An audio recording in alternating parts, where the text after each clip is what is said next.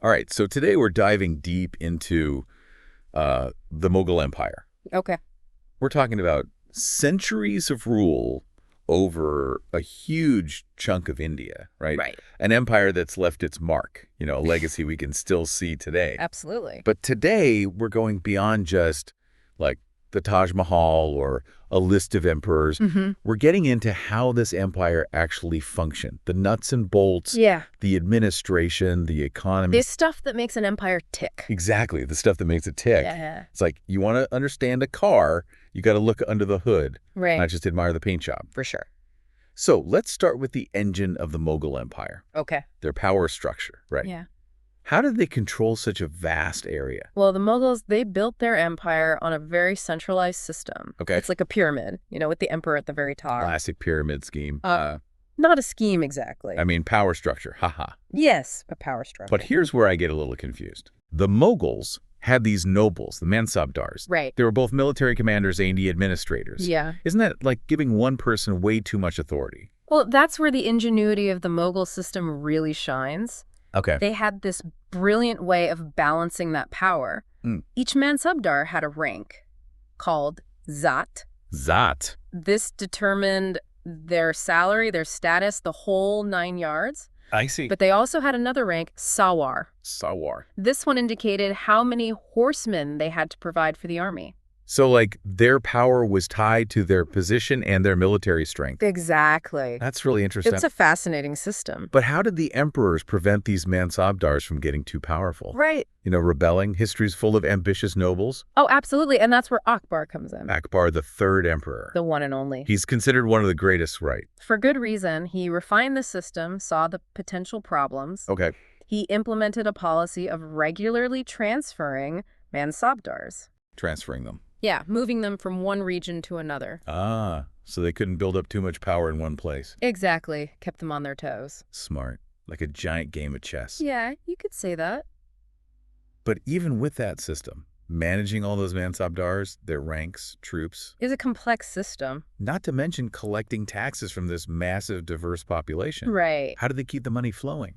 Well, that's where their revenue system comes in, surprisingly sophisticated. Okay. The key here is the term ZAT, Zap. a system of land revenue assessment. Very meticulous. Hold on. Are you saying they were out there, like, measuring fields? They were. Figuring out how much each farmer could produce? Exactly. They carefully calculated crop yields. Wow, that seems incredibly advanced for that time. It was, and it made the system very effective. Mhm. By understanding the agricultural potential of each region, Right. they could assess revenue accurately, maximize income without, Overburdening the farmers. But any system like that, I mean, it relies on honest officials, right? Of course, there was always potential for corruption, miscalculation. Human error, greed, timeless problems. Sadly, yes. Okay, so taxes on agriculture, that's one thing. Mm-hmm. But the Mughals were also known for their trade, right? Oh, absolutely. There's amazing textiles, spices, luxury goods. Highly sought after. Yeah, all over the world.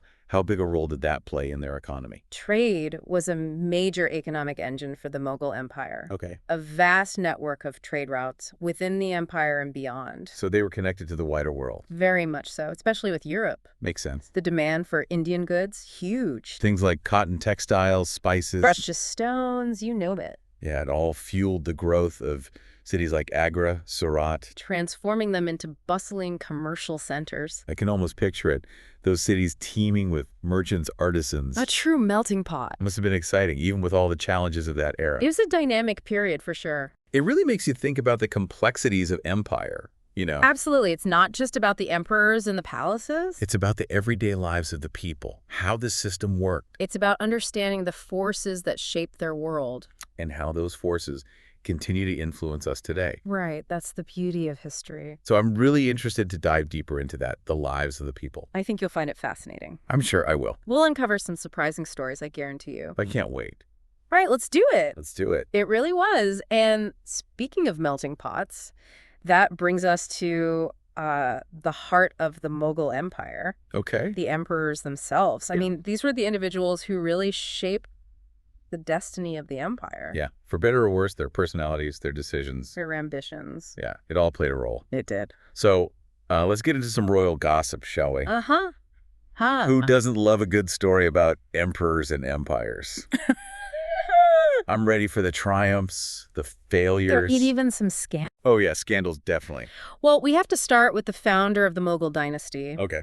Babur. Bob. And here's a fun fact to kick things off. He wasn't even born in India. Wait, seriously? Yeah. The Mughal Empire started with a guy who wasn't even Indian. He was a Central Asian prince Wow. with a lineage that traced back to Timur, the conqueror. Okay, so we're talking serious pedigree here. Oh, absolutely. He must have had some serious drive to conquer a land so far from home.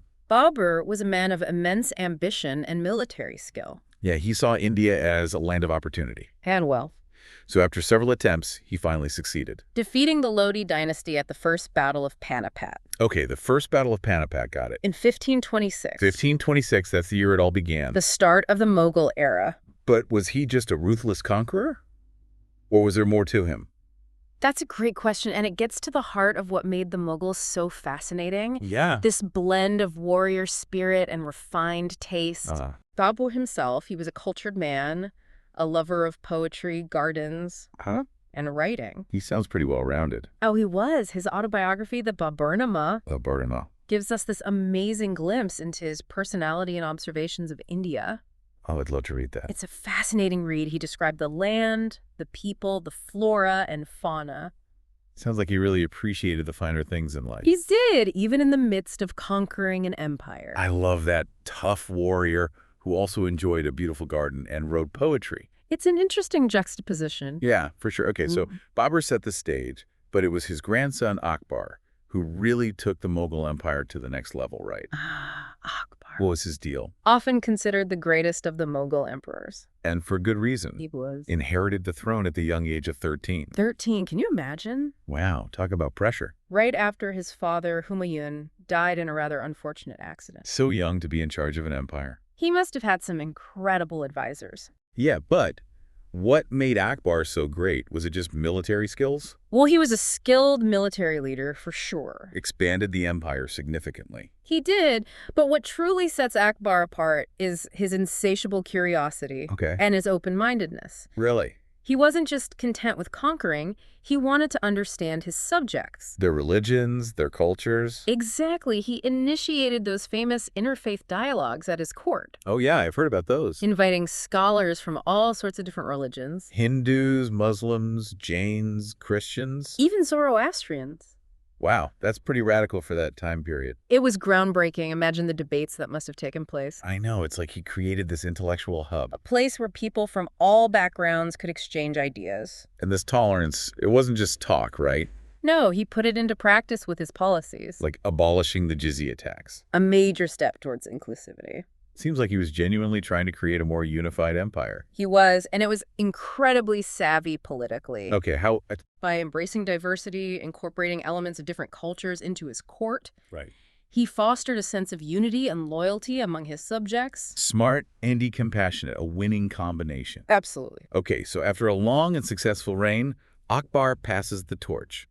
To his son, Jahangir. Jahangir, his name means world Caesar, right? It does quite a name to live up to. Big shoes to fill. He might not have been as politically groundbreaking as his father. Okay. But Jahangir was known for his love of art. Okay, so maybe not a world Caesar, but an art enthusiast. You could say that. I like it. Tell me more. What kind of art was he into? Well, some of the most exquisite Mughal paintings were created during his reign. Really? He was a major patron of the arts, supporting talented artists, commissioning stunning works. A true connoisseur. And he also wrote his memoirs, the Tiski Jahangir, Kuski Jahangir. which gives us this fascinating window into his personality and the courtly life. Oh, wow. And here's a funny little detail. In his memoirs, he describes his fascination with a particular turkey. A turkey. Seriously. I know, right? I love those little glimpses into their personal lives. Makes them seem more human. Exactly. Reminds us that even these larger-than-life figures, they had their quirks. They did. Okay, so after Jahangir, we come to Shah Jahan. An emperor who built the Taj Mahal. Ah, the Taj Mahal. One of the most iconic monuments in the world. Everyone knows the Taj Mahal. A testament to Mughal architectural prowess. And to Shah Jahan's love for his wife, Mumtaz Mahal. Right. He built that entire mausoleum in her memory. It's a masterpiece The intricate marble work, the calligraphy. The symmetrical gardens. Breathtaking. And the Taj Mahal wasn't his only architectural contribution. Right. He also commissioned the Red Fort in Delhi. Another iconic structure, served as the seat of Mughal power for centuries. Massive sandstone walls, palaces within. It's a symbol of their grandeur. It is. But with all this focus on architecture and art, was Shah Jahan a skilled ruler? Well, he was definitely a visionary. Okay. But his reign also saw political instability, succession disputes. It's always about succession, isn't it? Often, and it was during one of these disputes that his son, Aurangzeb, came out on top. Aurangzeb. The next Mughal emperor. He's often portrayed as this austere, almost fanatical ruler. He does get a bad rap in some history books. Yeah, reversing a lot of the tolerant policies of his predecessors. Aurangzeb's reign was quite different. Okay. He was a devout Muslim.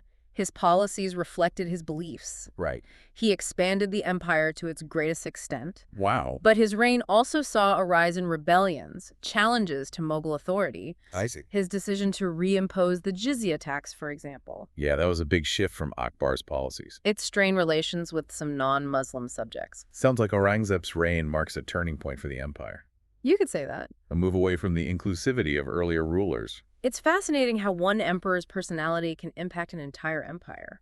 It really is. So from Babur, the ambitious founder, to Aurangzeb, the devout expander. We've seen how each Mughal emperor brought their own unique flavor to the empire. Warriors, art lovers, visionaries. And maybe even a little bit obsessed with turkeys. Haha, exactly. Their stories remind us that even in the grand sweep of history, it's the choices and actions of individuals that shape the course of events. Speaking of individuals, we've talked a lot about the emperors. We have. But I'm curious, what was life like for ordinary people during the Mughal era? What was it like to live under their rule? Yeah, was it all opulent palaces and lavish gardens? Or was there more to the story? So was it all opulent palaces and lavish gardens? Or was there more to the story? Well, like any society, life in the Mughal Empire, it really depended on who you were. Where you stood in the social hierarchy. Exactly. But what's really fascinating is how the Mughals, with their Central Asian roots, Right. they blended their own cultural influences with those already existing in India. Okay, so we're talking about a real cultural fusion. Absolutely, creating this unique mix that we still see echoes of today. So how did this blending of influences actually play out in everyday life? We'll take architecture, for instance. Okay, the Mughals, they had a very distinct style. Right, those soaring domes, the intricate calligraphy. Exactly, and the use of materials like marble and sandstone. We see that not just in the grand monuments, like the Taj Mahal, Right. but also in mosques, forts, even gardens, They brought their own aesthetic, but they incorporated local elements too. creating something totally new. A hybrid style. And speaking of gardens, Mughal gardens are legendary. Oh, they are. They were so much more than just pretty green spaces. Oh, absolutely. Like there was a deeper meaning behind their design. Right, those perfectly symmetrical layouts, the flowing water The channels. fragrant flowers, it's also intentional. It reflected a deeper understanding of the relationship between humans and nature. I see. The Mughals believed in creating spaces that were both beautiful and functional. A place to escape the pressures of courtly life. Exactly. And it's amazing how many of these gardens still exist today. Yeah, providing that same sense of tranquility centuries later. A little piece of Mughal paradise. Okay, so we've got architecture, we've got gardens. What about literature? Well, Persian was the language of the Mughal court. So naturally, we see a flourishing of Persian literature during that era. We do, but it wasn't just about imposing one language. We also see a growth in regional languages like Hindi, Urdu, Bengali. So it was more of a two-way street. And precisely, Urdu, for example, developed as this fusion of Persian, Arabic, and Hindi. Wow. A true melting pot of languages. Becoming this incredibly rich language for poetry and prose. So the Mughals were influenced by the languages and traditions they encountered. Very much so. But let's get down to brass tacks here. What was life actually like for the average person under Mughal rule? Well, like I said earlier, it really depended on your position in society. Right, of course. The majority of the population were peasant farmers living in rural villages. Tied to the land. Their lives revolved around the seasons, the success of their crops. And the Mughal revenue system, those taxes. Exactly, which could be a big deal depending on the harvest. Yeah, I can imagine. And while there were periods of economic prosperity, especially under Akbar and Shah Jahan, Right. for many farmers, life was a constant struggle. Having to pay a portion of their produce as tax. And if the harvest failed, well, Real hardship. it wasn't always an easy life. But what about those bustling cities we talked about, like Agra and Surat? Ah, yes, those were hubs of opportunity, Attracting merchants and traders from all over the world. creating this vibrant marketplace, a real mix of goods and ideas. So skilled artisans and craftspeople could thrive there. They could. They benefited from those extensive trade networks. And it's in those cities where we see the cultural fusion happening so visibly. You see it in the objects being traded, the styles of clothing, even the food. The blending of culinary traditions. And it's fascinating. So while the countryside might have been struggling, the cities were booming. Two very different experiences within the same empire. It's amazing how these different aspects of Mughal society coexisted. It's a reminder that even within a vast empire, you have these microcosms of experience. Like a peasant farmer and a wealthy merchant in Agra, their lives would have been worlds apart.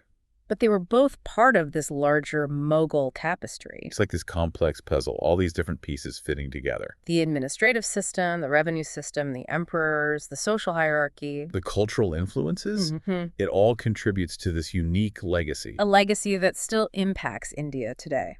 So as we wrap up this deep dive into the Mughal Empire, It's been a journey. it really has, and I think the key takeaway is that it wasn't just about grand monuments or powerful rulers. No, it's about the people, their interactions, their struggles, their triumphs. And the way they shaped and were shaped by this incredible historical force. Exactly. And that's what makes history so fascinating, right? It's not just names and dates. It's a story about us, about humanity. About the forces that have shaped our world. And continue to influence us today. So, to all you deep divers out there, Keep exploring, keep questioning. and keep discovering those hidden connections that make history come alive.